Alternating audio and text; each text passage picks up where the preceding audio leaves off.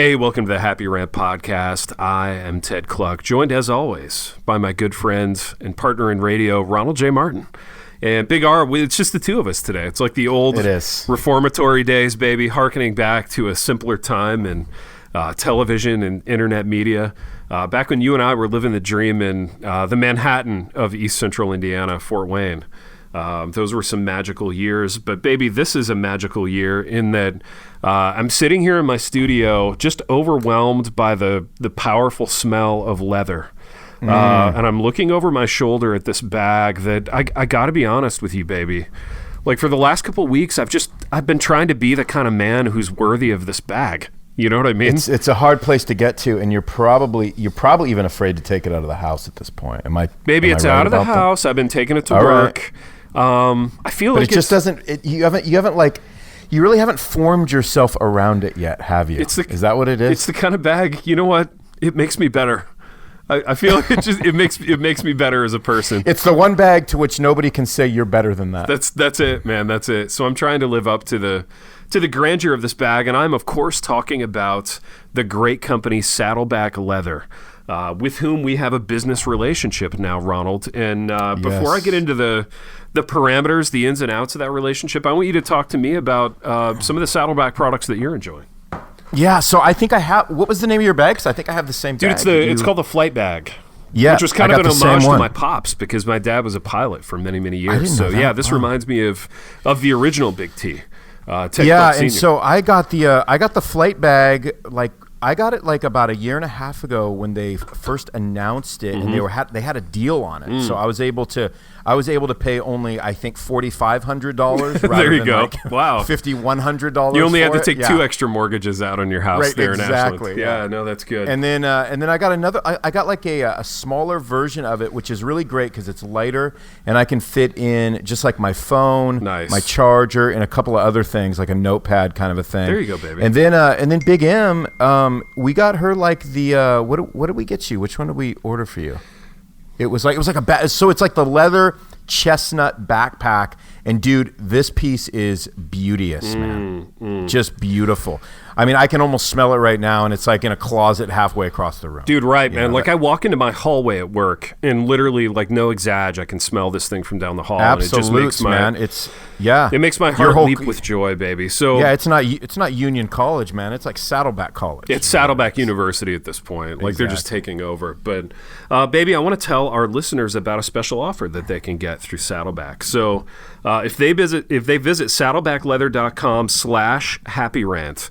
So we have our own dedicated page in the Saddleback Leather universe. So if they go to saddlebackleather.com/happyrant, they can sign up for a giveaway of 5 different items. And this giveaway is open through the end of October. They can also find the link at happyrantpodcast.com. So Saddleback, purveyors of fine leather goods. So they have shoulder bags, they have luggage, they have backpacks, very high-end backpacks, high-end wallets, unbelievable stuff. Really fine craftsmanship and engineering goes into each of these products. They are, just in the interest of full disclosure, Ronald, they are unspeakably expensive. Okay, so 100%, right. In the same way, but you get what you pay for. Dude, you get what you pay for. If you want a forever bag, if you want like an over-engineered, eternal, like I'm gonna have this thing, like someday, for everybody that ever dreamed of being Indiana Jones and having one of those bags that just gets all worn in because of all the trips you took overseas, you can have one by going to saddlebackleather.com. Baby, has a college professor ever looked sexier in a movie than Indiana Jones? Oh my goodness! I feel like that movie did more for the for the academic field than anything I've ever seen. I mean, just unbelievable. I mean, it makes me want to wear khakis every time I watch it. But then I remember what I do, and then I remember, so it's different when I wear khakis in my vocation than when Indiana wore them. Dude, has there ever been a movie that's glamorized pastors? I feel like pastors always just get crapped on in movies just because Hollywood's so anti that. But yeah, for sure. I mean, there was that movie that came out. I never saw it. It was with Ethan Hawke last year. It was called First Reformed. Baby, that thing is hot garbage. It's so bad. You saw it? Yeah, it's really? so bad. It's really and hear this, man. Hear this, everyone. I love Ethan Hawke. I love Ethan Hawke. I love the 90s. He was Mr. 90s. He's been in so many great films, but this was a film made by... That was not it, huh? No, this one was made by Paul Schrader, the Taxi Driver guy. And he's a West Michigan guy. So like born and raised in West Michigan and really in the way of most West Michiganders, like super angry at the church. And he's kind of still in that like, so he's an anti-church guy making a church movie. That's weird. That never happens. Yeah, exactly. So I feel like all anti-church guys who grew up either in like the Bible Belt South or in Grand Rapids, they have to make their like anti-church magnum opus. But then you get a guy that likes church, and then you got like a Kirk Cameron movie. Like there's no in between. Like we can't. Baby, we like church. We could make the in between. You know? Can we bridge the gap? I would love to bridge the gap. That's what's crazy. So if anybody wants to finance that, like movie studio executives, if you're listening, and I know you are. For sure. Fund our movie. Second Reformed. Yeah, Second Reformed, the sequel. First Reformed 2, Second Reformed. I love it. Well, baby, it's apropos that we are talking about movies because I want to pivot into a movie discussion and I want to give the listeners a little glimpse into our process. So for every artist kind of has a process that they get into before they create. And for us, that included looking at the potential topics for this podcast and throwing all of them out. When we found out Piper wasn't going to be on the program, we both had that moment of realization where we realized I don't care about any of these topics necessarily, but there's one thing that you and I care deeply about, baby, and it's Downton Abbey. Okay, so for those who aren't familiar, Downton Abbey was a long-running dramatic series on PBS, Masterpiece Classics, Downton Abbey, and it was appointment viewing at our house. It was like, to me, one of the last shows that happened on real TV, like right before the streaming boom, like really hit. And it was one that we would kind of race home on like Sunday evenings to watch Downton Abbey, and it was an appointment thing for us. And I turned off Super Bowls for it. I turned off like Sunday night NFL games for it. It was a big deal. So I know you were also stoked to see the movie, the feature-length film that just dropped, and we both went to see it independent of one another. But I can't wait to hear your take on it, baby, because we kind of teased some of this off the air. So why don't you give me first, I want to know the context that you saw the movie in. Did you see it with friends? Did you see it just with Big M or by yourself? And what were your expectations going in? Yeah, so that's a great question. So here's the deal. There's like sort of we've sort of formed a Downton club at Substance Church. Good. Yeah. So this is a small group of people that are probably, maybe, if not, to the extreme that I am, pretty devoted to DA. Yeah. And so we put together a big group, and by big group I mean like about 7 or 8 of us, and we went to the theater and we saw Downton Abbey on Saturday night. Yeah. And so we also do this thing when we're not watching the movie, because we start the series every like fall now. Sure. And so we invite people over and we just run through the series together, and we do like a Downton night. It's so good. People come over and we just make some food. It's just super fun. Watch a couple eps. And so that's kind of what we did. We grabbed some of those people and we went and we saw the movie. Now, I'll be honest with you, man. Yeah. So here's where I'm at with it. Yeah. I did not have, and I'm just saying, I don't want to bum anybody out, but I did not have great expectations for the movie. Yeah. I wasn't really thinking much about it, to be honest. Sure. I was excited that it was coming out, but again, it makes me less excited that the series is now over, because there's nothing to keep continuing on after the movie. So it kind of just bums me out a little bit in general, because I wish it was still a series. So when going into the movie, I'm thinking, well, this is just a one-off, and knowing it's a one-off, they got to tie everything up at the end. I understand that. And then at the end of the day, it's hard for me, because when I saw what the premise was on the trailer, it was just that the king and queen were coming over. I was kind of like, this just feels like season 4, episode 6. Yeah. Yeah. You know what I mean? Well, and so I went into it thinking I went into it like not super excited based on the premise. Yeah, and also because they really tied everything up neatly in the series. There was almost, in a sense, like nothing left to resolve. And so my assessment of the movie, and I actually wrote about it when I got home. It was one of those movies that like I knew it really wouldn't be over for me until I wrote about it. And my assessment of it was that it was a great experience, but a bad movie. And what I mean by that is, so Double K and I, we actually dressed up, right? So that day I taught classes, and I wore a blue velvet sport jacket that I have. Wow. And I wore it with an ascot. So I've got an ascot. Wow. I got the blue velvet jacket. KK wore a little flapper dress, and we went out to dinner, had a little... You guys just did it up. Dude, we did it up. We had a little sushi. a little It's sushi. like dinner theater. Yeah, basically. it's like dinner theater. So we had a little sushi, and then we went to the theater where it was me, Double K, and like a dozen old ladies in this huge theater. It was fantastic. And old ladies are so polite and like none of the it was usual a beautiful experience. Yeah, none I'm of the sure. usual like dirtbaggery that happens in movie theaters. So we didn't have to worry about any of that. And so it was a great experience in the sense that it delivered lots of the big like sweeping drone shots of the castle, and there were a couple just money to me shots like Carson and Mrs. Hughes walking off into the sunset like triumphantly out the front door at the end was so good. So it delivered. There were some big they made some big statements that really fit the big screen. They did, man. And so it delivered on that level. But dude, to me, the story was non-existent. To me, baby, they took like the 2 or 3 least interesting characters in the entire history of the series and just leaned into them and gave them way too much screen time. And then there were other characters like Bates. Like I was a big Bates and Anna guy. And Bates was barely on screen. He was on screen for like 35 seconds, like holding a kid. They didn't do anything with Bates. Remember that one scene where he's holding his son? Yeah. His young son. I mean, he was literally almost non-existent. He was non-existent in this.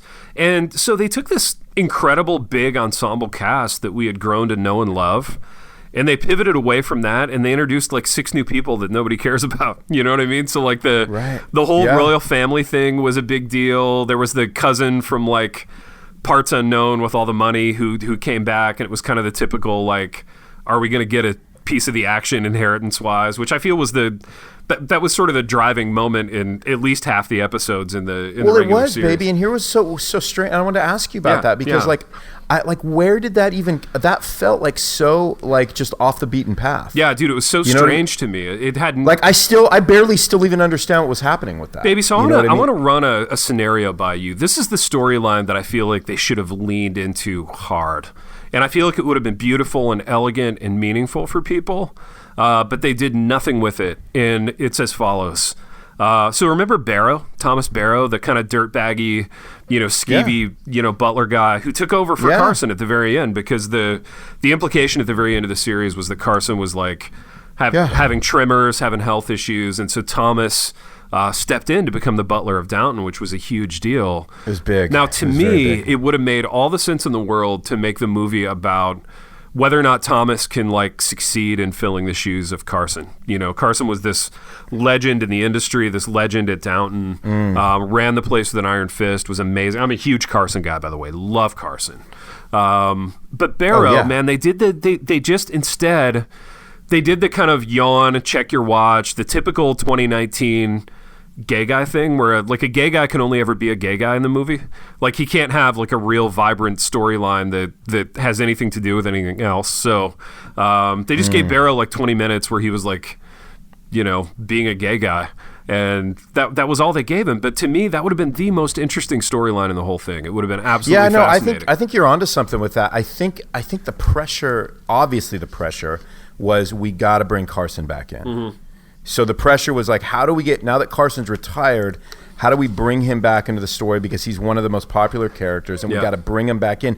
But the way they did it, in my opinion, felt so unrealistic and flimsy. Well, in part because like, if Carson's body and his health was breaking down at the end of the old series, like they didn't even acknowledge that at all. It was just like, he wasn't shaking. Hey, Carson's back. He's healthy. Everybody, he's going to sweep in and save the day. Which I was thrilled to see Carson. Don't get me wrong, that was really fun. Of course, of course. Dude, here's another issue I had with the movie, and I want to get your take on this character from the series. I thought one of the most boring, aggravating characters in the whole series was Tom Branson. I was not a Tom Branson guy. He just struck me as very like whiny and one-dimensional and kind of boring. But they turned Tom Branson into like the guy that everybody went to for advice. In that, he single-handedly, and this is spoilers, I guess, but it's not spoilers because there's really no story that anyone would care about. But he single-handedly like saves the royal family based on one like 6-minute inane conversation with like the queen's daughter.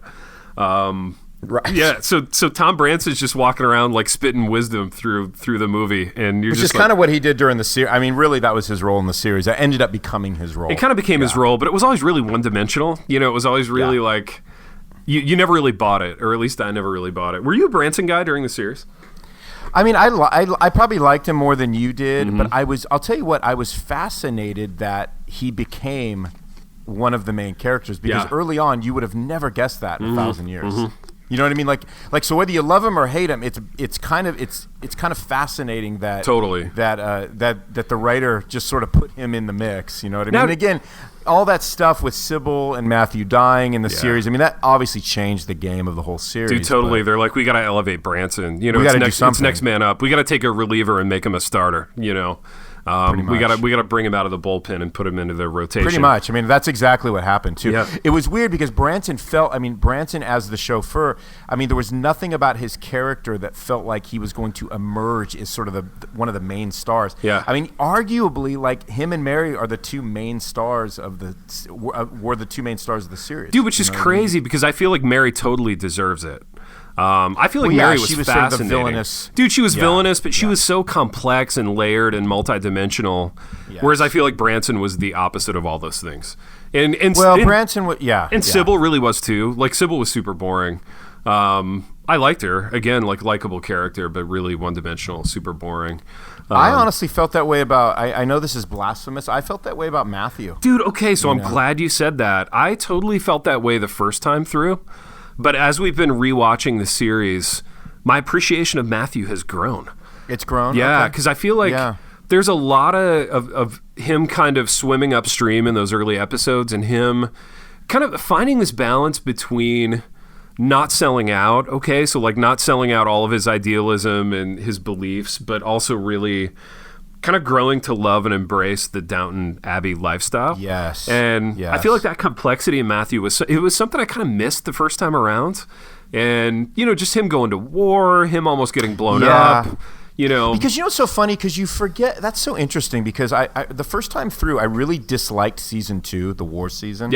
And I felt like it just took us away from what Downton really was and how they established themselves the first season, right? But you go back now, and I think you're totally on point because Matthew's time in the war, it made him it kind of gave him sort of the deep and rich character that he ended up having, you know, until his untimely death. Dude, it gave him some grit. It gave him some gravitas. It gave him some grit. Yeah, totally. Yeah, for sure. But again, I do think, I mean, and this is where we might differ. I loved Mary for how complex her character was, but I hated Mary's character. And so there's a part of me that that almost judged Matthew poorly for falling in love with somebody like that. Yeah. You know what I mean? Like something about it. For somebody like that to fall in love with somebody like that, you have to kind of wonder about that. Dude, yeah. And you kind of wondered at times, or at least I did, like, what does he see in Mary? You know, 100%. What does he see in Mary? Because Matthew seemed like, by comparison, such a soft-hearted, kind of innocent dude compared to, you know, the level of conniving that you got on an episode-by-episode basis from Mary. Because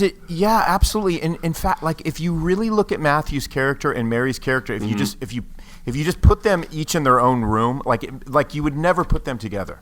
Yeah. Like it makes no sense that they would have been together because she wouldn't have liked somebody like that and he would have never liked somebody like that. Yeah, exactly. At the end of the day. So let's go into a little side category. I want to know from you, you can either go series or movie or both, your favorite upstairs character and your favorite downstairs character from either the series or the movie. Oh man, that's a big one. That's a real big one. I think if I had to Desert Island a couple of those characters. Desert Island favorite characters. Yeah, Desert Island abs is what we'll call it. Man. Yeah. I would say downstairs for me at the end of the day, I was always most excited when Bates was on screen. Bates is fascinating. I just love Bates. To me, that's the character right there. Dude, so much depth, so much grit, so much gravitas. Yeah. Yeah, just incredible. To me, I mean, and not like a classically like Hollywood leading man character. Yeah. But arguably, like, really, I mean, you could, if somebody said, "Hey, Ronnie, at the end of the day, Bates is the leading man of Downton," it's hard to argue. Dude, and Bates was so great too because he wasn't he's not a conventionally handsome guy by Hollywood standards, but he's very compelling looking. And he just had this like depth of character and kind of the whole still waters run deep thing. He didn't say a lot, but when he spoke, it mattered. I know. And then having that, I mean, just every time him and Anna, I mean, it was like the Greek tragedy of their lives, man. That's all it was, man. Yeah. Never, almost until the last episode, everything perpetually went wrong for them. Oh, I right? know it, dude. I know it. So, I mean, that's why, and I love Anna too. So I loved them as a pair. I loved Bates specifically. Upstairs, that's a great question. I think at the end of the day, if I'm upstairs, I have to go. It's probably between Lord Grantham and the Dowager Countess. Without Maggie Smith, there is no Downton Abbey. Dude, she's the straw that stirs the drink. Definitely. 100%. But Lord Grantham, I mean, to me, every time he was on the screen, man, I loved seeing him. I loved hearing him. I loved his reactions to things. I loved the short temper. Yeah. But I loved like the restraint that he had too. Dude, the restraint is so cool. And I think it's because we live in a culture with no restraint. We live in a culture where nobody dresses up, nobody holds their tongue, everybody says everything. Everybody says it in like the most crass sort of hot takey way possible. And I think that show was just a 60-minute departure into a world of nuance and restraint, which like the show itself provides an unbelievable foil to like what we're wading through culturally right now. And yeah, I think for me, like upstairs, it's Lord Grantham. As I watch through it, I find myself relating to him on so many levels, and not because I am a royal person with all kinds of money, but just because you're wearing your ascot every day. Not because I'm wearing the ascot every day, baby, and I'm not, to be clear. But I think because when you get to be our age, you just have so much crap that you're responsible for. And Grantham did a great job of like portraying that he kind of had the weight of the world on his shoulders, but also not whining about it. He was never kind of woe is me about it.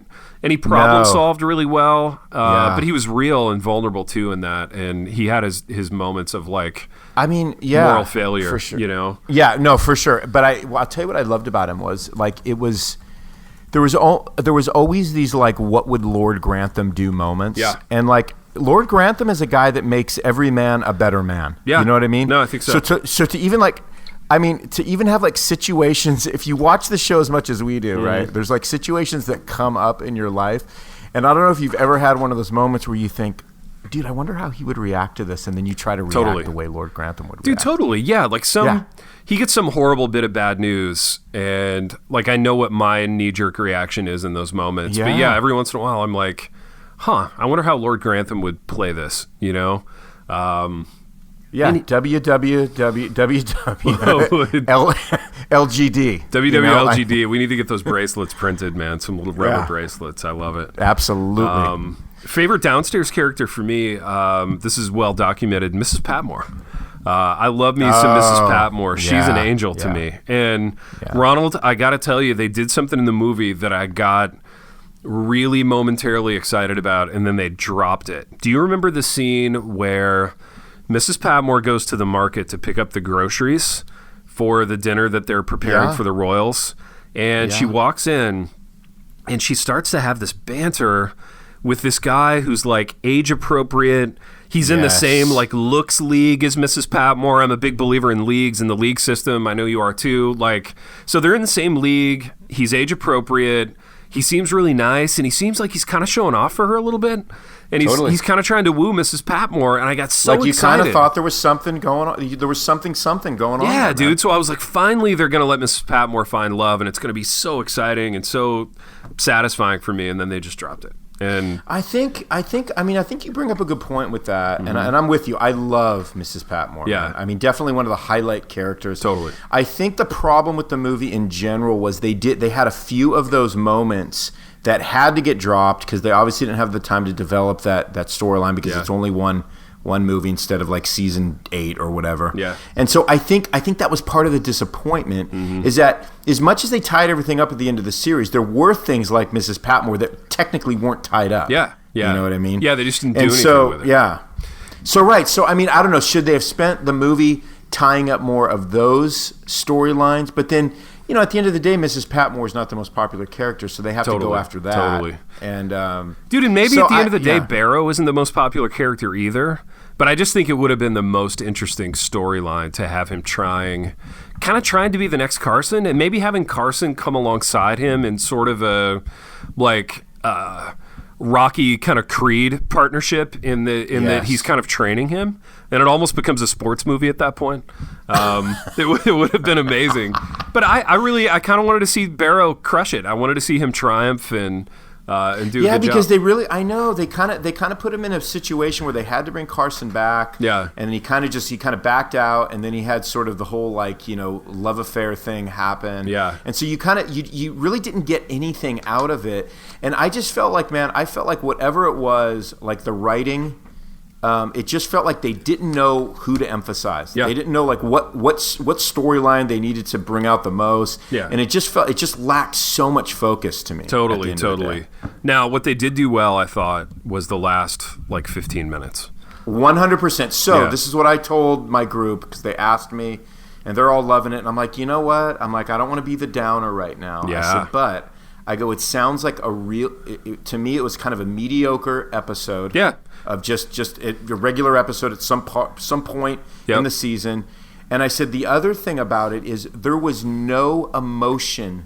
There was no emotional content in the movie until that last 15 minutes. Totally. It was devoid of emotion. Dude, I agree. And there was so much potential for good emotion. I mean, they could have really done some things emotionally with it that they left on the table. They just left a lot. There was a lot of meat left on that bone at the end. And they did do a nice job. They gave us the Carson and Hughes moment at the end. They gave the Dowager Countess Mary moment, in which they have been building toward Mary in all ways kind of becoming the next Dowager Countess. Ostensibly in another 30 years, she'll be saying the zingers and hobbling around ruling everybody with an iron fist, which is a fun thing, right? As an audience, we like that. But yeah, Edith didn't get a whole lot of screen time. I'm an Edith guy. Poor Edith just got crapped on for pretty much the balance of the whole series until right at the end they started to let Edie turn things around. But the other prevailing kind of emotion that I had as I was watching it, and I was watching it both as a real fan of the series, but also as a screenwriter and somebody who teaches that, it just occurred to me while watching, they just killed too many people off. I was watching it going, I wish Matthew was a part of this, or even Sybil, as boring as she was, I kind of wish she was back and a part of it. And I know it's contractual, and they thought they were going to be movie stars, and there were all kinds of reasons why they left the series, but it had too many bodies. There were too many people in it, but they weren't the right people. And when Mary's quote unquote husband shows up at the end, the race car guy. What was that? Yeah, that was the most baffling part of the movie. Right, he comes cruising up at the end of the movie, and I literally leaned over to Kika, and I'm like, oh, that guy. That guy exists. Until that point, I had no idea. I'd forgotten that Mary was married. I forgot she had a husband. That scene, I looked over at Big M, and I'm just like, was this the only day he was available, and it was the last day of shooting? Oh, dude, right. So it's a half-day shoot for that guy. Totally. Yeah, I mean, it's so easy. Yeah, that made no sense. That was another one of those things where you're just dude, I have no idea what anybody's thinking with this right now. Yeah, here's a guy we don't care about who's married to Mary. and we didn't even care about him when he was in. I mean, he did not play a big role in anything until the end when he married Mary, obviously. But yeah, I think that was that kind of that.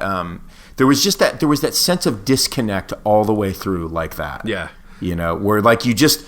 I mean, it definitely kept you on your toes because the whole thing was so discombobulated. You didn't really know what was going to happen next, and you were kind of surprised all the way through it. You were surprised by almost just sort of you were surprised by the lack of surprise. Yeah. Because every time something happened, it would be why would they do that? Why did they do that? Dude, here's another choice that they made that I totally didn't get, but it did provide the one scene in the movie that was kind of exciting.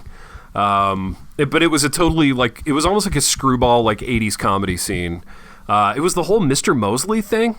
Totally. Mosley was cringy. He was this third or fourth tier character in the series that you were always kind of rolling your eyes at. But they gave him half the movie. Like, half the movie was about Molesley. Seriously. I'm like, what are we even doing here? This guy, like, nobody cared about him on the series.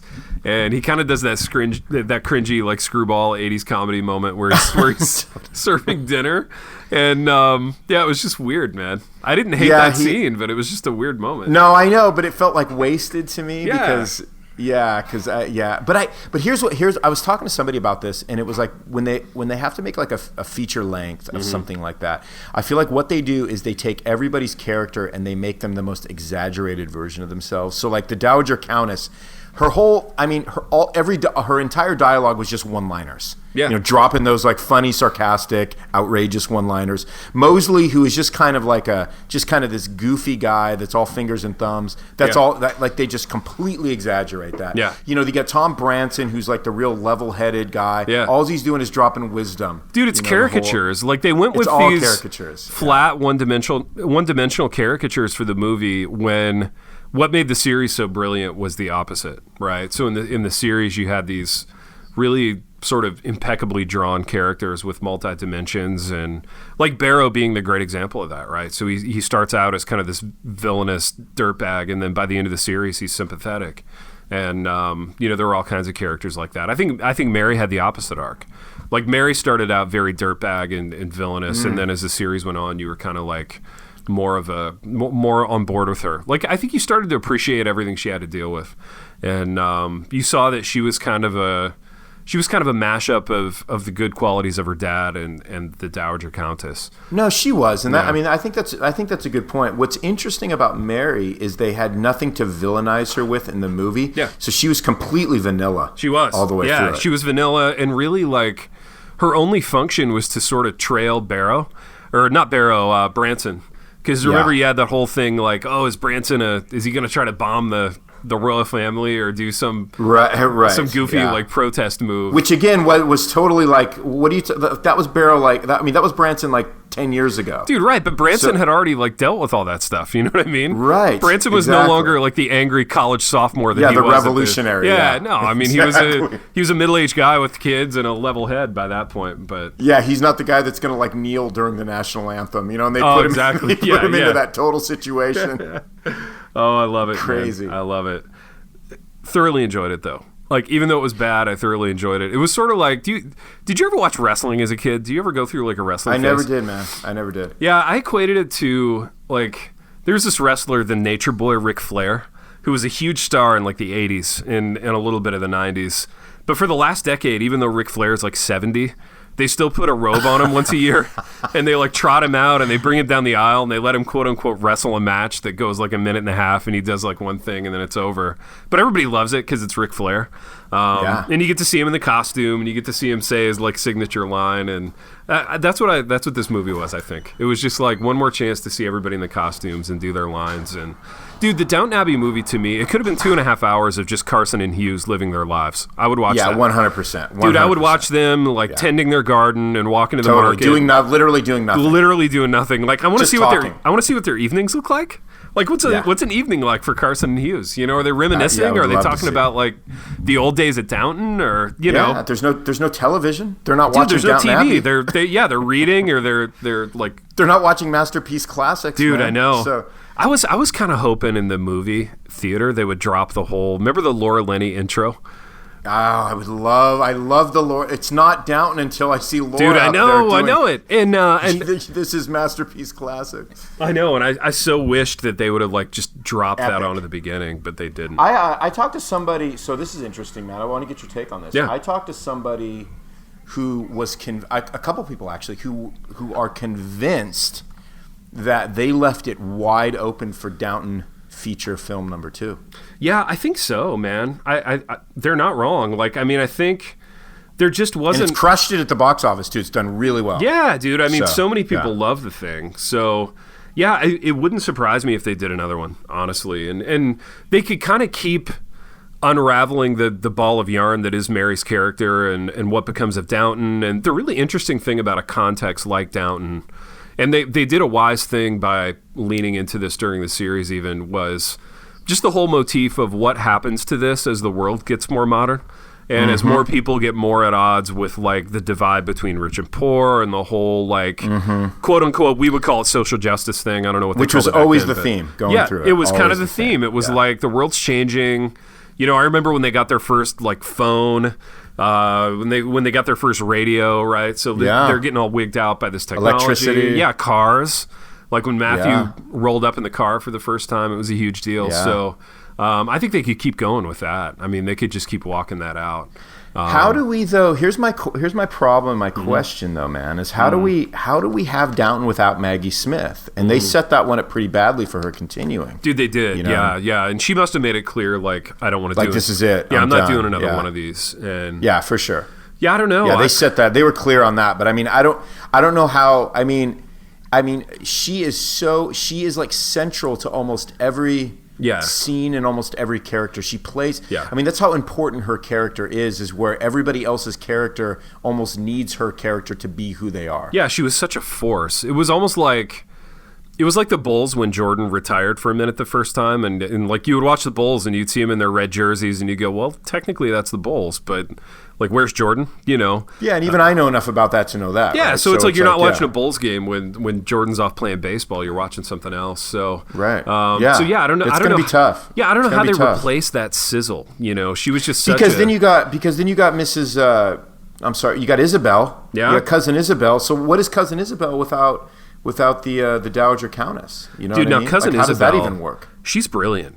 She's love Cousin Isabel. One of my favorite. Dude, she's a great actress. She has a great face for what they were asking her to do. She was the ultimate, like, because she's brilliant. Yeah, her smugness matched that of the Dowager Countess. It was just it was a different brand of smugness. It was a different vein of smugness. It was a different vein of smugness, and it was really fun to watch. So yeah, if you don't have the Dowager, like, who are you being smug at if you're her? Yeah, there's I don't know. There's a lot of problems they're gonna have to address, man, and just a lot of issues they'll have to kind of spin out there if they do another one of these. But what did we find out? Here's what's interesting, man. Yeah. So let's go back to this for our final minutes here. But I always think it's fascinating when you have a show that like hits it way bigger than anybody thought. Yeah. And then you have some of its stars bowing out early because they think they have the big film career, and then they don't have the big film career. Right? Yeah. So we're talking like Matthew, we're talking Sybil. Like, it didn't really happen for them. Yeah. And so it's fascinating to think, like, what would have happened, number one, if they would have stayed, and number two, why did they end the series? Yeah, that's a great question. Because I think the series was still popping. It was still like totally drawing a whole bunch of viewers and making money or whatever, however you make money at PBS. But yeah, it was really successful. And yeah, it's funny. Like, I could have. This is easy for me to say, and you probably agree, but I feel like I could have told you from a mile away that Matthew wasn't going to be a movie star. Like, he just doesn't have leading man qualities, but he's not like ugly and quirky enough to be a character actor. So there's kind of no place for him in the movies. You know, he's not Brad Pitt, so he's not going to be doing leading man stuff. But he's also, I would say even more accurate, he's like not Hugh Grant, and like everybody's looking for the next Hugh Grant. And it's like that was a long time ago. Totally. Having that major romantic English, like leading man. He's not that either. But no, totally not. So yeah, like, I feel like his agent should have said, look, you know, lean into this Downton Abbey thing, ride this pony for as long as it lasts. And, you know, maybe they wrapped it, Big R, because they realized they killed off too many characters and there were too many characters that nobody cared about anymore. And they kind of just tied it off. And I want to talk about the last episode of the series because I know there was some like critical pushback on that. I loved it. I love that they sort of tied everything off with a bow and gave everybody a happy ending. And like, even I thought it was great. I thought it was great too. Really even good. Edith's life stopped sucking for a minute, and they gave her kind of a happy thing. And Edith kind of becomes like the ruler of the ruler of England, basically. You know, at the end of the series. I mean, you know, commentators will tell you, people that write about Downton will say, actually, the entire series was about Edith. Yeah, if you break it down, that's fascinating. There's like theories about like really Downton. If you were to tell somebody if you had 1 minute to talk about Downton Abbey, they would say it all boils down to Edith and what happened to Edith. Dude, I love that there's like Downton Abbey scholars out there. Absolutely, we need to become those. Like I'm in academia. I believe we are those. I can BS my way into being a Downton Abbey scholar. Dude, do you think Union would ever want to do like a Downton Abbey like elective, like a visiting like professor. you can bring me out, and then we can just literally vamp on it for like an hour. Yeah, dude, we could be professors and residents of Downton Abbey. We can do a whole semester, and we could go in costume and the whole. Dude, I remember do you remember the movie The Big Lebowski, the bowling movie? Dude, I remember there were like, smug like English profs back in the day who were like, I'm going to make a whole career out of Big Lebowski, and like postmodernism in The Big Lebowski, and they're writing these white papers and they're writing these like quote unquote books that 4 people read, and like I know guys who made careers out of The Big Lebowski. Oh, dude, Big Lebowski was like a cultural moment. Oh yeah, I mean, for sure. Yeah. It's a cultural moment if like academics are finding a way to BS a career out of it. Yeah. And I wonder if we could do the same thing for Downton. Nothing would make me happier. I mean, I think the problem with that is like finding like college kids that are interested in Downton Abbey. Dude, and there aren't many, man. I can tell you there aren't too many. Because I've been trying to talk about it in my classes, and they're not having it. It's falling on deaf ears, isn't it? I mean, you're just like, you're struggling, aren't you? Dude, I'm struggling. It's falling on deaf ears, and I'm like, I gotta go. Have you met one student that has seen the movie? Dude, a couple. Yeah, a couple. Okay. But they're not even like that invested, right? No, they're not that invested. They don't care. They had to go because they were going with somebody who made them go. And yeah, that kind of thing, man. I mean, there's not the. Well, and at the risk of sounding like an 85-year-old man here, I mean, I think our college students are like most, where, like, if they're going to the movies, they're going to see a Marvel, adaptation, or they're going to see some big kind of. Well, I hope not, because there's not a lot of those movies being made right now, baby. I mean, they're going to be waiting a long time to see another Marvel. Oh, they just saw 3 of them today. Yeah, they just saw 3 of them last week. Yeah. I mean, there's not a lot of demand in that age group for dresses and English nobility. It's a more refined movie experience. Maybe it's like being a cat owner. It's a more refined way of living life. You know what? And why don't we just to wrap this up? Why don't we compare that the way it needs to be compared, with Downton being what cat owners? Dude, Downton is the house cat of movies. It's 100%. It's quiet. It's pleasant to look at. It's not demanding. It doesn't demand a whole lot of you. Demanding. But you have to earn its love. Yeah, you kind of have to earn its affection. Like, nobody in that movie was giving their affection away easily. Besides Sybil. I mean, Sybil, you just wave like a wrench and some rebellion in front of her, and she's in. She's charging at it like a bull. She's in. Yeah, she's in. But the rest of them, you kind of had to earn it. And I think that's what's great about the show. So yeah, man, Downton Abbey, man, it's the cat of television shows. The cat of TV. This is the cat. I feel like the happy kitty rant. Cat of all. Yeah. The happy rant, and specifically this episode, is the kitty cat of podcasts. How badly? Let's just talk about this for 1 second, just for the sake of our fans. How badly is Pipe going to hate this app? Dude, Piper's going to go through the roof when he realizes we went off script and we just talked Downton Abbey and house cats for 45 minutes. This could chase him out of the rant. I mean, he might just never come back. Do you feel like it could drive him away from the rant? I think it could drive him away. I mean, he could just be like, I can't do this. He might get a hold of you on Monday and say, dude, we need to do like 16 sports eps like on Thursday. Yeah, we need to go around the clock. We're going 24-hour sports eps, man, nonstop. Yeah, exactly. Yeah, because this is about the least Pipe ep that we could have possibly done. Dude, man. It really is. I want Pipe to like this, though. Like, I want him to give Downton Abbey a chance. Do you think Pipe's new... I don't know. I know what you're going to say. I know what you're going to say. At risk of going too public, but Pipe's new association would... do you think she's a Downton Abbey fan? I think the problem with Pipe is he's like a 38-year-old going on 58-year-old guy, and like I think he's the most like set in his ways 38-year-old. I think. Dude, he's very set in his ways. Yeah, he's very determined about his likes and dislikes. And like he knows where he's at. He knows what he likes. He knows what he doesn't like. And I think when we're doing episode like 2,516 in 20 years, like Pipe's nothing's going to have changed. Yeah. Like Pipe's going to be Pipe. Pipe's going to Pipe, man. That's just what we know about Pipe. Yeah, he's going to be Pipe. Absolutely. He's that guy. So you're not seeing Pipe at any point. What we're not ever going to hear from Pipe, baby, is like him like getting on an ep one day and saying, "Dude, I just started season 1 of Downton Abbey." That's not going to happen. He's not going to come to the Downton Abbey like theme party that we throw as a part of our next. Oh, are you kidding? No, I mean not even close. Maybe we should do this as a part of our next live show. We should do an after party that's Downton Abbey themed. A Downton Abbey themed after party. Come dressed as your favorite character. We'll have some absolutely have some guys in tuxedos serving dinner. That's what we need to do. And babe, you already have your ascot. You're ready to roll. I got my ascot. I'm ready to roll. I got my dinner jacket. That's what I'm saying. I'll have to have my footman get some stains out of it, sew on some buttons. But I'll be ready to go, man. Let me ask you this, man. Yeah. Was there ever an ep that you watched of Downton Abbey that you just didn't dream of having 1 week in Lord Grantham's shoes? Yes and no, in the sense that, and I think it's because of what we talked about before.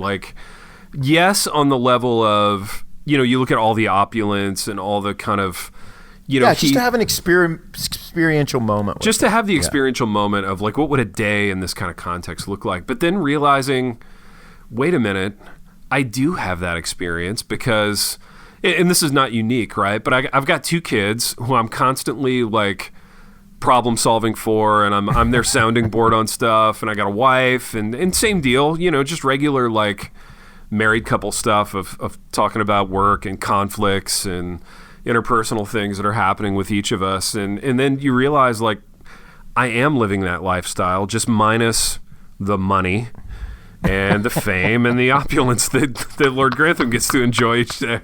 So it's everything like Downton except nothing like Downton on any level. Yes, that's right. Yeah. You take away all the money, all the fame, all the servants, all the prepared meals, and Lord Grantham and I we're baby, I love that. You're like, baby, the thing is my life is exactly like Downton with the exception of it's nothing like Downton on any level. So I'm perfectly satisfied with never walking 1 foot in Lord Grantham's shoes. No, not one. Baby, can I say one more thing about the actor that portrays Lord Grantham? Oh, dude, yeah. He's in another one of my favorite British movies, and it's the movie Notting Hill. Have you seen Notting Hill? I have, but I never knew he was in it. Dude, charming little movie. So he plays Hugh Grant's. It's kind of an ensemble, and Hugh Grant's got that big group of buddies, and he plays this character called Bernie, who's an unsuccessful investment guy, and he walks into the dinner party. And they're like, "How was work, Bernie?" And he's like, "Oh, millions down the drain, And they're like, "Oh, well done, And he has this great scene where he's opposite Julia Roberts. And in the movie, Julia Roberts plays a wildly successful actress. She's basically playing herself. And Bernie doesn't recognize who she is. And, he asks her, he's like, "What do you do for a living?" And she's like, "I'm an actress." And he's like, "Oh, the pay is scandalous, isn't it?" And he's like, "What did you make for your last picture?" And she's like, $8.2 billion. And he's like, "Oh, well done." He's got a few amazing scenes, and it was the young version of Lord Grantham, but he was really great. Was he just just a character actor before Downton? I think he was totally just a British movie character actor. Okay. Which, speaking of, there's one British actor who I absolutely love, who I'd love to see incorporated into the Downton universe. Maybe to fall in love with Matthew's mom, cousin Violet, and that's Bill Nighy. Are you a Bill Nighy fan? Oh yeah, remind me. Yeah, I mean, the name's in my head, but Dude, he's the old guy. He was in Love Actually. He was in. Oh right. An old person movie called The Best Exotic Marigold Hotel, which we loved. Yeah, 100%. Yeah, he would have been perfect in that. Super charming, man. He could have been somebody's love interest. Dude, he could have been the Dowager Countess's love interest. Yeah, is he? Yeah, he's old enough, right? He's old. Yeah. He's about her age, man. Okay. He would crush that. He would absolutely crush that. But dude, I mean, how hashtag blessed are we, dude? That Maggie made it through the entire, Dude, I love Mags. Downton legacy. Dude, Mags was she was amazing in those Best Exotic Marigold Hotel movies too. Basically, she's just amazing. Basically, just playing the same person, like a really cranky but super clever old lady. That's what's so fascinating is when you get to a certain age as an actor, you just literally get to play yourself from that point on. That must be an amazing place to be. Dude, you ever see if you ever watch Robert Duvall now, it's dude. Mm-hmm. I don't know that he's ever not just been Robert Duvall, Yeah, no, you're right. Every movie. Baby, you know what I'm thinking about? I'm thinking about how when this ep drops, there's going to be a large percentage of people who hate it. All the bro-y kind of dudes are going to be like, "Oh, eye roll," totally. Ted and Ron talking. You know what's going to happen? They're going to clamor for Pipe's return, and it's going to make Pipe feel really good. It's true. Which is good. It's true. I like that for my friends. Yeah. Pipe's going to be hyped, man. Yeah, we're going to hype Pipe.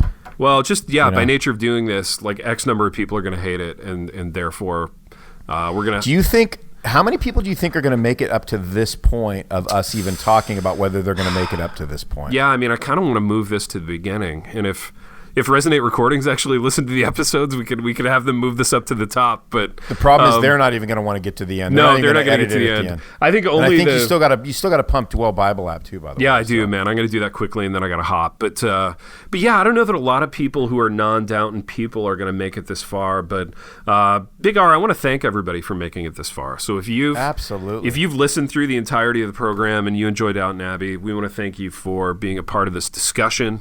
By you, we mean the two senior ladies citizens that become Happy Rant fans in the last 2 years. No, I love it, man. I love it. And we got to do shows that cater to them once in a while. We do. We care about you. That's what this has been. This has been us serving you and also us serving ourselves in the sense that this is what we wanted to talk about. But, baby, I want to talk about a sponsor that I really, really love. I know you love these folks, too.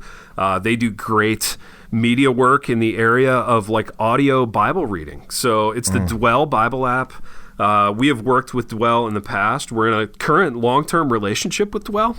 I feel like we've moved past talking with Dwell and like we're actually dating. So like we're going out on it, like it's a standing thing Friday and Saturday nights. We don't even have to like set it up in advance that we're with, 100%. We're just with Dwell and people know we don't even have to talk anymore. We're just together all the time. We're shouting it from the rooftops that we're with Dwell, and we're actually offering a special discount just for Happy Rant listeners. So if you go to dwellbible.io/happyrant, dwellbible.io/happyrant, you can get a 33% discount on your subscription to Dwell Bible. So Dwell Bible, what they do, they have all kinds of different listening plans where you can listen through the Bible in a year. You can have people of different like voice styles and nationalities read the Bible to you. Yeah, I really love it because it sounds like the scripture readers at Tim Keller's church. You know how you listen to a Timmy K sermon and the reader is always like a guy who majored in theater 20 years ago in NYU. I always feel like it's a teenage girl. Yeah, or it's a teenage girl who's a current theater student in college. Right. And it's like somebody backstage told them, okay, read it, but with emotion. You know, always with emotion, more emotion, you know. Pretend like you're auditioning. Yeah, pretend like this is Carnegie Hall and you're auditioning for the show of a lifetime, you know. So you can get that motif, or you can get like a boring guy reading it. And either way, it's a really great experience. I listen to Dwell. It's a great thing to just throw on in the car, in the bathroom as you're getting ready in the morning. And we love this product. So dwellbible.io/happyrant, 33% discount on subscription. And Ronald, we have come to the end. We've wandered to and fro. The one thing that connects me to Downton Abbey physically, I feel, and I know you're going to agree with this, is my bag. So our bag situation is akin to that of a character on Downton Abbey, I think, an upstairs character in terms of what we're... Oh, it's definitely upstairs. Let's be honest. Yeah, let's be honest. So in terms of what we're carrying around on our shoulders on a day-to-day basis, and I don't mean our responsibilities, I mean our dazzling $700 shoulder bags. So thank you to Saddleback Leather. Thank you to Dwell Bible. And until next time... The Happy Rant is brought to you by Resonate Recordings. If you go to resonaterecordings.com, you can see the full range of services they offer. So if you're considering starting a podcast, they are the ones we recommend going with. Again, go to resonaterecordings.com to see their prices, to connect with them and ask any questions, and to see what they can do to help you launch, edit, master, and improve your podcast. Again, go to resonaterecordings.com to see what they can do to help you launch and improve your podcast.